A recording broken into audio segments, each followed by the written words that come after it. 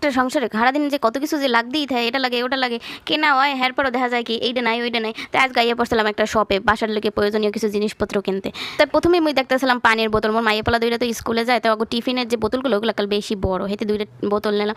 আর এখানে দেখতেছিলাম plate, regular খাওয়ার জন্য কয়টা প্লেট দেখতেছিলাম। তো বাসায় রেগুলার কাঁচের প্লেট ব্যবহার করা হয়, এগুলো বুয়া করে কি ধুইতে যাইয়া প্রায় ভাঙ্গা হেলায়।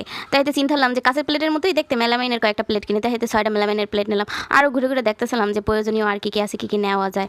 হয় কি ঘুরে ঘুরে দেখতে গেলে দেখা যায় কি যে এটা লাগে ওটা লাগে, সবই পছন্দ হয়ে যায়। তো সব কিছু তো আর নেওয়া যায় না, যেগুলো বেশি জরুরি বেশি প্রয়োজন ওইগুলোই নিতে হবে। আর একটা বাজেটের মধ্যেই তো সব কিছু থাকে, বাজেটের বাইরেও তো যাওয়া যাবে না। এখানে দেখলাম কি কিছু বস আর মরা বা প্রি এরকম টাইপের আছে, তাই বাসার একটা প্রি এককালে ভাঙ্গে গেছে। তো চিন্তা করলাম তো একটা প্রি নিয়ে নিই, তাই প্রি নিলাম। পর আবার মায়ের লেগে কিছু ঝুনঝুনি টাইপের যে খেলনাগুলো, ও তো একদম ছোটো।